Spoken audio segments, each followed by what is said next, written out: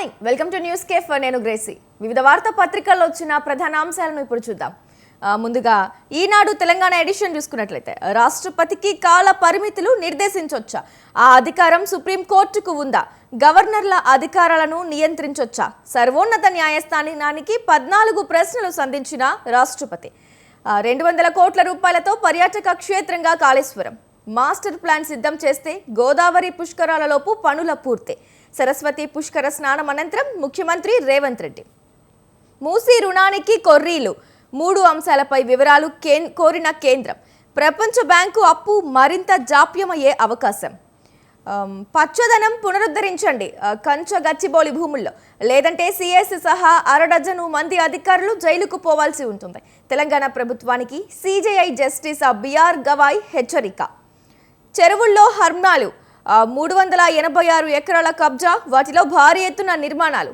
టీజీఆర్ఏసీ నివేదికలో కీలక అంశాలు నిర్మాణాల విలువ 27,000 కోట్ల రూపాయలని అంచనా ఇప్పటి వరకు స్పందించని హైడ్రా ఇక ఆంధ్రజ్యోతి ఏపీ ఎడిషన్ చూసుకున్నట్లయితే భారత్ సూపర్ ఆఫర్ అమెరికా సరుకులపై సుంకాలు మొత్తం ఎత్తేస్తానని ముందుకొచ్చింది ఆ మేరకు ఒప్పందానికి సిద్ధమైంది ట్రంప్ మరో సంచలన ప్రకటన భారత్ బదులు అమెరికాలో ప్లాంట్లు నిర్మించాలని యాపిల్కు సూచన భారత్ పాక్ యుద్ధాన్ని ఆపలేదు ఆపేందుకు సాయం చేశానని వెల్లడి రాష్ట్రపతికి సుప్రీంకోర్టు గడువు విధించడమా రాజ్యాంగంలోనే అటువంటి నిబంధన లేనప్పుడు తీర్పు ఎలా ఇస్తారు అది ఎలా చెల్లుతుంది 201 అధికారాల కింద గవర్నర్ రాష్ట్రపతికి బిల్లుల ఆమోదం విషయంలో అధికారాలుంటాయి రాజ్యాంగం ఎలాంటి గడువు విధించలేదు అలాంటప్పుడు సుప్రీంకోర్టు ఎలా గడువు విధించలేదు 14 ప్రశ్నలు సంధించిన రాష్ట్రపతి ద్రౌపది ముర్ము రాష్ట్రంలో పరిశ్రమల జోరు 32,271 కోట్ల పెట్టుబడులు 35,371 ఉద్యోగాలు తయారీ పర్యాటకం ఇంధన రంగాల్లో 19 ప్రతిపాదనలకు ఆమోదం చంద్రబాబు అధ్యక్షతన ఎస్ఐపిబి భేటీ డాష్ బోర్డు ద్వారా పురోగతిపై పర్యవేక్షణ శంకుస్థాపన నుంచి ప్రారంభోత్సవం దాకా నిరంతర పరిశీలన బాధ్యత అధికారులదే పెట్టుబడులు ఉద్యోగాల వివరాలు పోర్టల్ ద్వారా ప్రజలకు అందుబాటులోకి 6 ఎస్ఐపిబి సమావేశాల్లో 76 ప్రాజెక్టులు మొత్తం 4,95,796 కోట్ల పెట్టుబడులు 4.5 లక్షల ఉద్యోగాలు పర్యాటక అభివృద్ధికి 50,000 హోటల్ రూములు అందుబాటులోకి తేవాలి ఇక నమస్తే తెలంగాణ ఎడిషన్ చూసుకున్నట్లయితే కంచెను పునరుద్ధరిస్తారా జైలుకెళ్తారా రేవంత్ సర్కారుపై సుప్రీంకోర్టు తీవ్ర ఆగ్రహం డజను బుల్డోజర్లు తెచ్చి వేల చెట్లను కూల్చేస్తారా వారాంతాన్ని అనుకూలంగా మలుచుకుంటారా పక్కా ప్లాన్తోనే ఇదంతా చేశారని తెలుస్తుంది అడవిని అక్కడ ఎలా పునరుద్ధరిస్తారో చెప్పండి లేదంటే సిఎస్ 6 డజను అధికారులు జైలుకే సుప్రీంకోర్టు ద్విసభ్య ధర్మాసనం తీవ్ర హెచ్చరిక కంచ గచ్చిబౌలి విచారణ జూలై 23కు వాయిదా ఆర్ ట్యాక్స్ పిడుగు కన్స్ట్రక్షన్ కంపెనీలు కప్పం కట్టాల్సిందే రాహుల్కు తెలంగాణ బిల్డర్ల ఫిర్యాదు 3 కేటగిరీలుగా రియల్ ఎస్టేట్ విభజన చదరపు అడుగు లెక్కన ట్యాక్స్ ఖరారు కట్టకపోతే హైడ్రా వస్తదంటూ హెచ్చరికలు మహిళా మంత్రులే కాళ్ళు కడగాల్సిందే తెలంగాణ ఆడబిడ్డల్ని అవమానిస్తారా అందగత్తెలు చెప్పులు వేసుకుని బతుకమ్మ ఆడటం సంప్రదాయమా రాణి రుద్రమదేవి సమ్మక్క సారాలమ్మ అస్తిత్వాన్ని దెబ్బతీసేలా ప్రభుత్వ చర్యలు రాష్ట్ర మహిళలకు రేవంత్ క్షమాపణలు చెప్పాలి భగ్గుమన్న బీఆర్ఎస్ మహిళా నేతలు తెలంగాణకు అవమానకరం గొంగిడి సోనియా గాంధీకి సబితా ఇంద్రారెడ్డి సత్యవతి రాథోడ్ సునీత కోవా లక్ష్మి లేఖ సుంకం సంకటం అమెరికా ఉత్పత్తులపై భారత జీరో టారిఫ్ బాంబు పేల్చిన ట్రంప్ ఆర్థిక ఇబ్బందులతో హోంగార్డ్ ఆత్మహత్య రాచకొండ కమిషనరేట్ పరిధిలో గోవర్ధన్ బలవర్మరం వేతనం సమయానికి అందకపోవడంతో మనస్తాపం ప్రభుత్వ తీరుతో ప్రతి నెల ఇబ్బంది పడుతున్న ఉద్యోగులు సర్కారుపై తీవ్రంగా మండిపడుతున్న హోంగార్డులు ఇక సాక్షి ఏపీ ఎడిషన్ కూడా చూస్తే ఎవరు సుప్రీం బిల్లుల ఆమోదానికి గవర్నర్లు రాష్ట్రపతికి గడువు ఎలా విధిస్తారు సుప్రీంకోర్టు 14 సూటి ప్రశ్నలు సంధించిన రాష్ట్రపతి ద్రౌపది ముర్ము రైట్ ఇవి ఇప్పుడు దాకా వివిధ వార్తాపత్రికలోని ప్రధాన అంశాలను అయితే చూసాం ఇక వీటిపై వివరణ ఇవ్వడానికి విశ్లేషణ అందించడానికి మనతో ఉన్నారు వివి రావు గారు విశ్లేషకులు నమస్తే సార్ నమస్తే అండి good morning morning right sir. ఇక మొదటగా చూసుకున్నట్లయితే నమస్తే తెలంగాణ ఎడిషన్లో ప్రచురితమైన కంచెను పునరుద్ధరిస్తారా, జైలుకి వెళతారా అనే అంశం సార్. ఏదైతే ఉందో కంచ గచ్చిబౌలి భూముల్లో చెట్లను నరికివేయడం, వారాంతాలని మీకు ఇష్టం వచ్చినట్లు మలుచుకున్నారు అని చెప్పి CJI BR Gavai, justice CJI BR Gavai హెచ్చరించినట్టు తెలుస్తోంది సార్. మరి ఈ అంశాన్ని మనం ఎలా చూడొచ్చు? ఇప్పుడు గచ్చిబౌలి విషయంలో మనందరికి తెలిసిన విషయమే.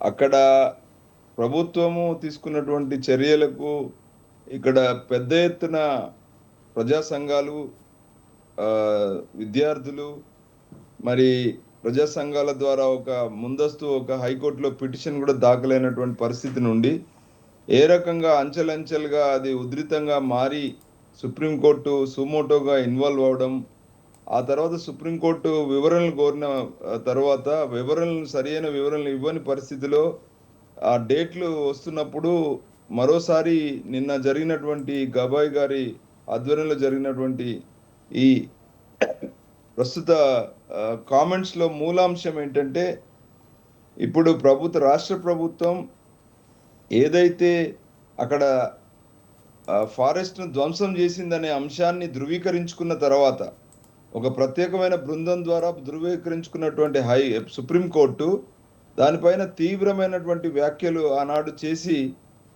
రాష్ట్రంలో ఉన్నటువంటి ఫారెస్ట్ తో పాటు మిగతా డిపార్ట్మెంట్స్ ఏవైతే రెవెన్యూ కానీ, ఫారెస్ట్ కానీ, లేదా ఇక్కడ ఉన్నటువంటి ప్రిన్సిపల్ సెక్రటరీ వరకు కూడా అన్ని వర్గాల దానికి సంబంధించినటువంటి రాష్ట్ర ప్రభుత్వ శాఖల పైన తీవ్రమైనటువంటి వాళ్ళ మీద చర్య చేపట్టడానికి ఒక నిర్దిష్టమైనటువంటి ఒక వ్యాఖ్యను చేసినటువంటి సుప్రీంకోర్టు దానికి ప్రతిస్పందనగా రాష్ట్ర ప్రభుత్వం నుండి వాళ్ళు ఒక నివేదికను కోరారు. ఆ రాష్ట్ర ప్రభుత్వ నివేదికలో దీని వివరాలు అడిగారు. ఎందుకు ఈ రకమైనటువంటి చర్యలు శని ఆదివారాల్లోనే చేయాల్సి వచ్చింది? ఒకవేళ మీరంతా సవ్యంగా ఉంటే ఏ రకంగా మీరు ఇలాంటి తొందరపడాల్సిన అవసరం ఏమొచ్చింది? 2-3 రోజులలోనే 104 ఎకరాలలో ఇంత పెద్ద ఎత్తున పర్యావరణ ధ్వంసం చేయాల్సిన అవసరం ఏమొచ్చింది? అక్కడ ఉన్నటువంటి వన్య ప్రాణుల పైన మీకు ఉండాల్సినటువంటి ఒక బాధ్యత లేదా అని చెప్పేసి చాలా ప్రశ్నలు వేసిన ధర్మిల నేటికి కూడా దానికి సమాధానం చెప్పే పరిస్థితిలో లేని పరిస్థితిలో అక్కడ సిఈసి సూచనలు కూడా చేసినటువంటి పరిస్థితి.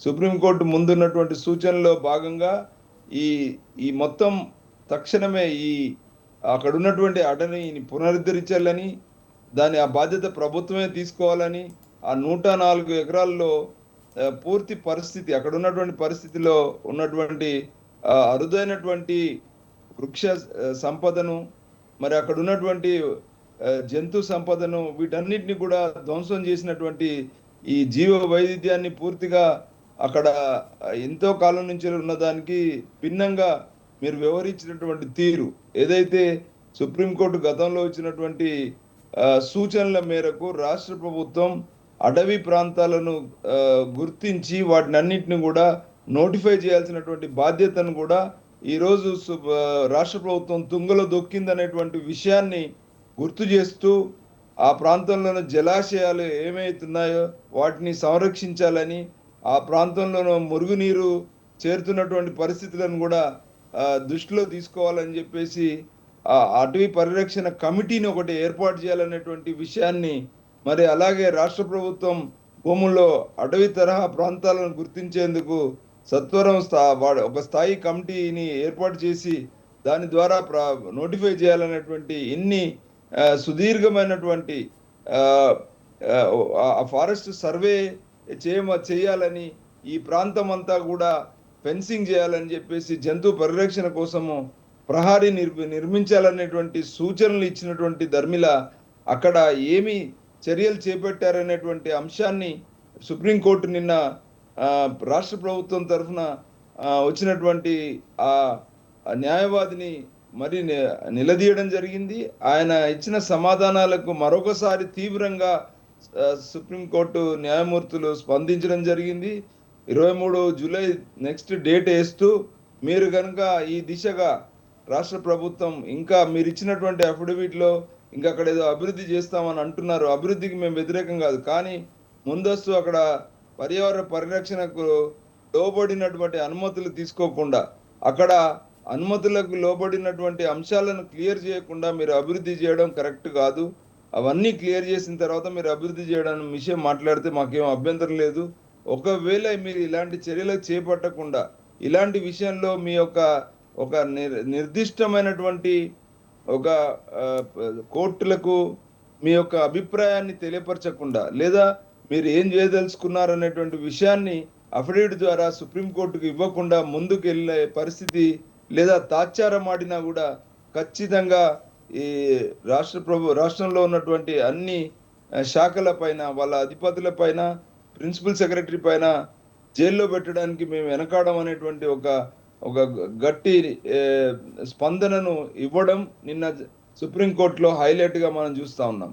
ఇది రాష్ట్ర ప్రభుత్వం యొక్క ఫెయిల్యూర్గా ఇప్పుడు మనం పరిగణించాలి. ఈ రాష్ట్ర ప్రభుత్వం తాము కోరుకున్నటువంటి అప్రజాస్వామికమైనటువంటి కోరికల్ని తీర్చుకోవడానికి చేస్తున్నటువంటి ఈ దారుణ పరిస్థితుల నుండి ఇంకనైనా బుద్ధి తెచ్చుకోకుండా ఇంకా తాత్సారం ఆడమంటే అది ప్రజా వ్యతిరేకం, అది సిగ్గుచేటుగా కూడా మనం భావిస్తా ఉన్నాం.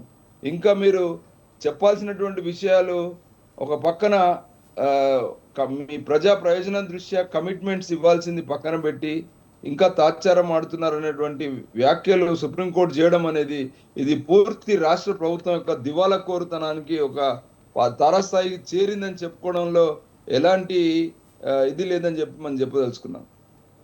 రైట్ అండి. అలాగే ఇప్పుడు ఆ అడవిని మళ్ళీ అటవీ ప్రాంతాన్ని మళ్ళీ పునరుద్ధరించాలి, లేకపోతే తమ అధికారులు జైలుకి వెళ్ళడానికి రాష్ట్ర ప్రభుత్వం సిద్ధపడండి అని చెప్పి కూడా ఆ జస్టిస్ బిఆర్ గవాయ్ వాళ్ళు చెప్పడం జరిగింది.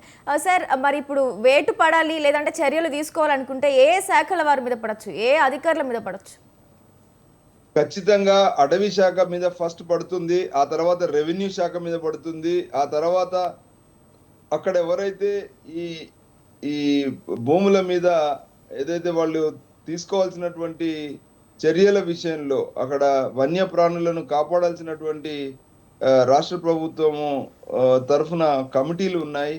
అలాగే ముఖ్యంగా ఈరోజు వీటన్నిటికీ పర్మిషన్స్ ఇచ్చినటువంటి శాఖలు ఎవరైతే ప్రిన్సిపల్ సెక్రటరీ కావచ్చు, లేదా అక్కడ ఉన్నటువంటి ఇండస్ట్రియల్ డెవలప్మెంట్ కార్పొరేషన్ ఎవరైతే ఈ కాంట్రాక్ట్ ఇచ్చి చెట్లన్నిటిని నరికేయడానికి ప్రయత్నం చేసినటువంటి ఆ బుల్డోజర్లకి ఇచ్చినటువంటి కాంట్రాక్టర్లు, వాళ్ళకి సంబంధించినటువంటి అధికారులు ఎవరైతే ఈ జిహెచ్ఎంసి సంబంధించిన వాళ్ళు కావచ్చు, లేదా మిగతా శాఖలు ఎవరెవరైతే దీంట్లో స్పష్టంగా ఈ దుశ్చర్యకు పాల్పడ్డారో వాళ్ళందరి మీద ఖచ్చితమైనటువంటి చర్యలు తీసుకోవడానికి సుప్రీంకోర్టు దగ్గర పూర్తి వివరాలు ఉన్నాయి. ఆ వివరాలను వివిధ సందర్భాలలో సెటిలైట్ ద్వారా కానీ, లేదా ఇక్కడ ఉన్నటువంటి పత్రికా కథనాల ద్వారా కానీ, లేదా ఇక్కడ ఉన్నటువంటి వివిధ ఎవిడెన్సెస్ ను వాళ్ళు కలెక్ట్ చేయడం జరిగింది. వాటి ద్వారా ఖచ్చితంగా వీళ్ళపైన చర్య తీసుకోవడానికి ఏమాత్రం వెనకాడం అనేటువంటి పరిస్థితి ఇప్పుడు మనం చూస్తున్నాం.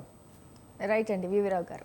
ఇక మరో అంశం చూసినట్లయితే రాష్ట్రపతికి సుప్రీంకోర్టు గడువు విధించడమా అని, ఏ అంశం అయితే రాష్ట్రాల బిల్లులను ఆమోదించే విషయంలో గవర్నర్ మరియు రాష్ట్రపతికి సుప్రీంకోర్టు పలానా టైం అని చెప్పి పెట్టడం మీద 14 ప్రశ్నలను రాష్ట్రపతి ద్రౌపది ముర్ము సంధించడం జరిగింది.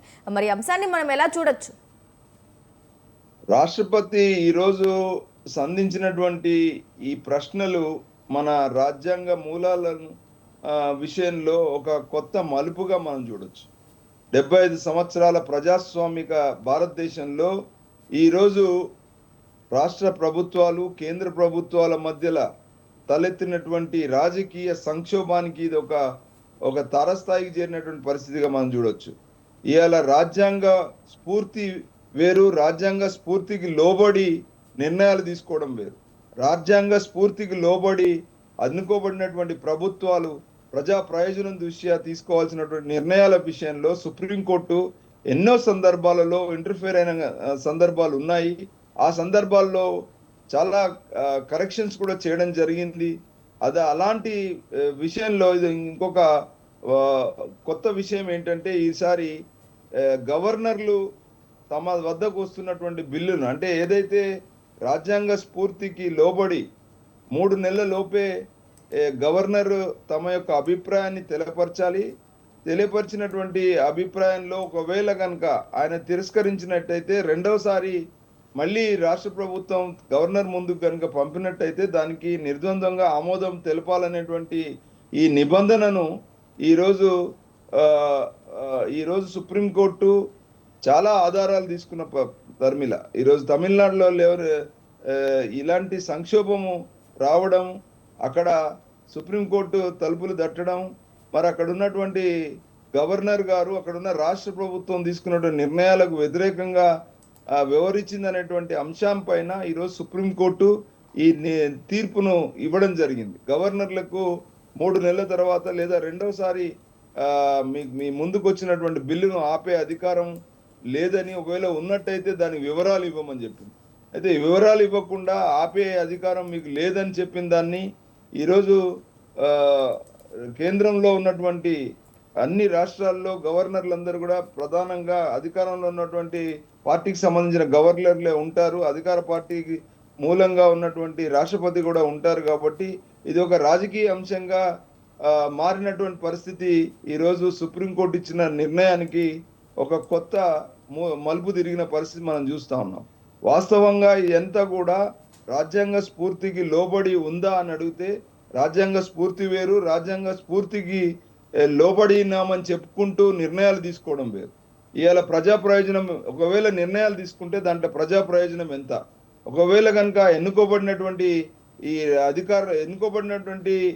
రాజకీయ వ్యవస్థ మొత్తం తీసుకున్న ప్రతి నిర్ణయం కరెక్టే అనేటువంటి భావనను ఇవాళ రాష్ట్రపతి చెప్పే ప్రయత్నం చేస్తూ ఉంది. అంటే రాజ్యాంగ స్ఫూర్తికి లోబడి ఏదైతే సుప్రీంకోర్టు ఒక స్వయం ప్రతిపత్తి గల సంస్థ, అలాగే గవర్నర్లు రాష్ట్రపతి కూడా స్వయం ప్రతిపత్తి గల వ్యవస్థ అని చెప్పే ప్రయత్నంలో భాగంగా మీరు మా గవర్నర్ల యొక్క అధికారాల మీద, స్వయం ప్రతిపత్తి మీద మీరు ఇంటర్ఫేర్ అవుతున్నారనేటువంటి భావనలో ఇవాళ రాష్ట్రపతి ఏదైతే ఇలా సంధించినటువంటి అంశాలపైన టెక్నికల్గా వాళ్ళకున్నటువంటి అధికారాల విషయం చెప్తుంది. కానీ ఇది ప్రజా ప్రయోజనం దృష్ట్యా ఎంతవరకు సబబు అనే విషయంలో మాత్రం ఇది ఒక ప్రజల సమస్యకు సంబంధం లేకుండా జరుగుతుందనేది సుప్రీంకోర్టు చెప్తున్నటువంటి పరిస్థితి. ప్రజలు ఈరోజు ప్రజా ప్రయోజనము వేరు, పార్టీల ప్రయోజనం వేరు, ఇవాళ రాష్ట్రపతి చెప్తున్నటువంటి ప్రయోజనం వేరు అనేటువంటి ఒక విషయాన్ని బహిర్గతమయ్యే విధంగా ఇవాళ ఈ విషయం మనందరికీ అర్థమవుతుంది. వాస్తవంగా కూడా ఈరోజు ఎన్నుకోబడినటువంటి ప్రభుత్వాలు, కేంద్రంలో ఉన్న ప్రభుత్వం కానీ రాష్ట్రాల్లో ఉన్నటువంటి ప్రభుత్వాలు కానీ నిజంగా ప్రజా ప్రయోజనం దిక్కు పోరాడేటువంటి పార్టీలు అయితే ఇవాళ ఈ విషయంలో ఒక ఏకాభిప్రాయానికి రావాల్సినటువంటి పరిస్థితి నుండి ఇవాళ భిన్నాభిప్రాయాల చుట్టూ రాజ్యాంగ మూలాలను ప్రశ్నించే ముందు రాజ్యాంగ మూలాలకు అనుగుణంగా వ్యవహరిస్తున్నారా అనేటువంటి ప్రశ్నను ఆత్మవిమర్శన చేసుకోకుండా ఇవాళ మరీ బహిర్గతంగా ఇవాళ సుప్రీంకోర్టు ముందుకు తీసుకురావడం అనేది ఈ మొత్తం సమస్యలో ఉన్నటువంటి మూలాంశంగా మనం చూడాలి.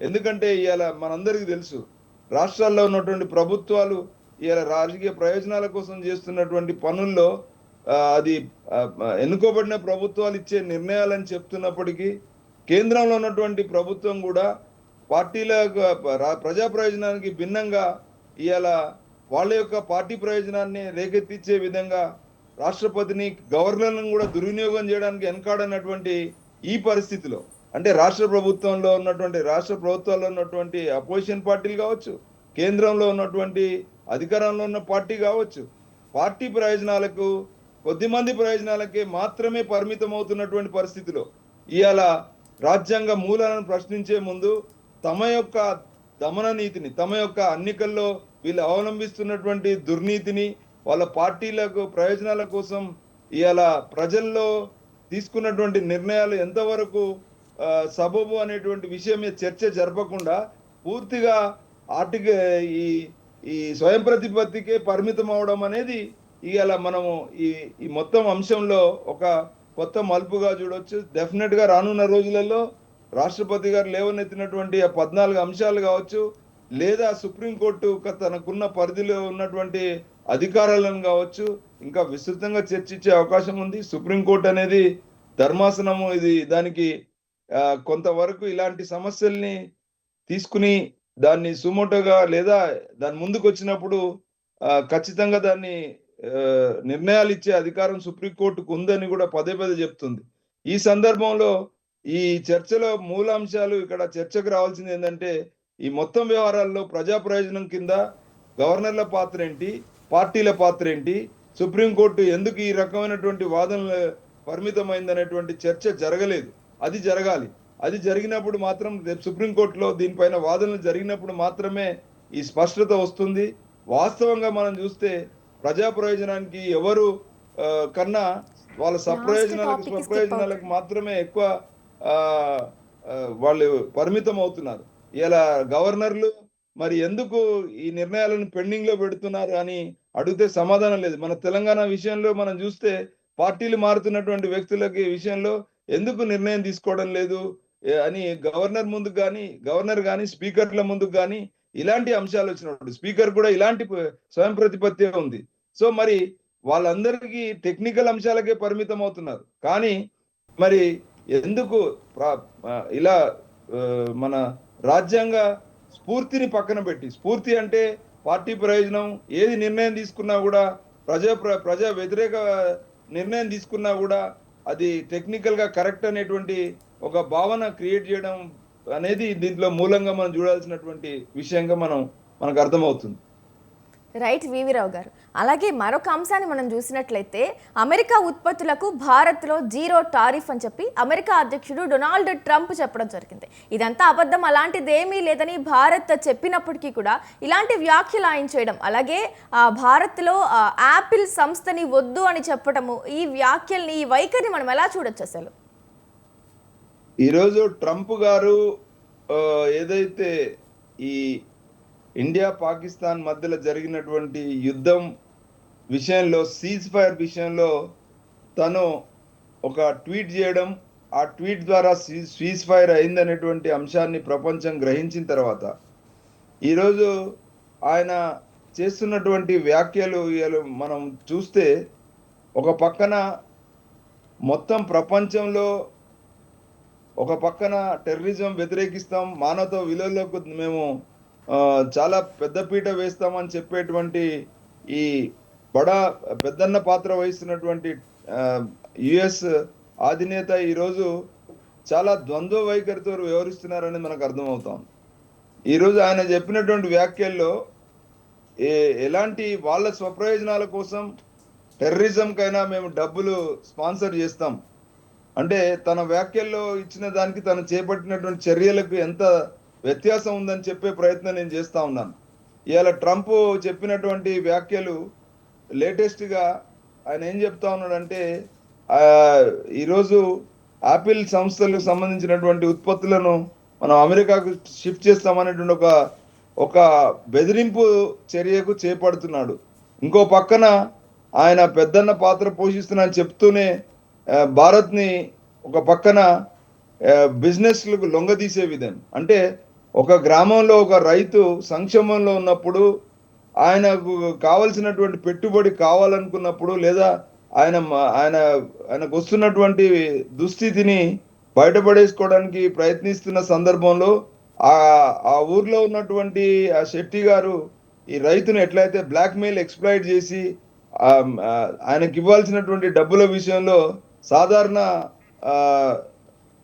సాధారణ ఇంట్రెస్ట్ కన్నా ఎక్కువ ఇంట్రెస్ట్ వేసి ఏ రకంగా లొంగ తీసుకుంటాడో, ఏ రకంగా ఆయన దుర్మార్గంగా వ్యవహరిస్తాడో, ఇలా ట్రంప్ కూడా మనతో పాటు వ్యాపారం చేస్తామనేటువంటి ఒక దృక్పథము పక్కన పెట్టి బ్లాక్ మెయిలింగ్ టాక్టిక్స్ కి పాల్పడుతున్నట్టు ఇప్పుడు మనకు అర్థమవుతుంది. ఆయన చేపడుతున్నటువంటి చర్యలు స్పష్టంగా అర్థమవుతుంది. ఏంటంటే, ఇంకో పక్కన ఆయన మొన్ననే ఫిబ్రవరిలో పాకిస్తాన్ టెర్రరిస్ట్ రాష్ట్రం అని తెలిసి కూడా డబ్బులు ఇవ్వడం, IMFL ద్వారా డబ్బులు ఇవ్వడం, ఇంకో పక్కన ఇలా తుర్కిస్తాన్కి మరి ఆయుధాలు సప్లై చేయడానికి కావాల్సినటువంటి ఆ డబ్బును కూడా ఇలా వాళ్ళకి ఇస్తున్నట్టుగా ప్రకటించడం, ఇవన్నీ చూస్తే లొంగ తీసుకునేటువంటి చర్యలు, భారత్ని లొంగ తీసుకునేటువంటి చర్యలు. మరి అదే విధంగా నిజమైనటువంటి స్ఫూర్తి ఏదైతే మానవతా విలువలు లేదా ఏదైతే టెర్రరిజంకు వ్యతిరేకంగా ఫైట్ చేస్తున్నాం అనే దాన్ని పక్కన పెట్టి వాళ్ళ స్వప్రయోజనాలు, వాళ్ళ యొక్క వ్యాపార ప్రయోజనాలకు ఏ స్థాయికైనా దిగజారుతాం భారత్కి సుంకాల విషయంలో కూడా మేము ఇది చేస్తాం అది చేస్తాం అని చెప్పేటువంటి ఒక ద్వంద్వ వైఖరిని ప్రదర్శించడం ఇవాళ భారతదేశం మొత్తం కూడా పెద్ద స్థాయిలో వ్యతిరేకతను చూపిస్తుంది. Right. ఏదైతే పుల్వామా అటాక్ తర్వాత మన లక్ష్యాలకు మూలంగా టెర్రరిస్టులు ఎవరినైతే మనం టార్గెట్ చేయాలో ఆ రైట్ అండి, రైట్. టెర్రరిస్టులు టైం అయిపోతుంది వివి రావు గారు. రైట్, థ్యాంక్ యూ అండి. వివిధ అంశాలపై ప్రధాన పత్రికల్లో ప్రచురితమైన వివిధ ప్రధాన అంశాలపై చర్చించినందుకు, విశ్లేషణ అందించినందుకు థ్యాంక్ యూ వివి రావు గారు, విశ్లేషకులు. ఇది వాళ్ళ న్యూస్ కేఫ్. చూస్తూనే ఉండండి స్వతంత్ర న్యూస్.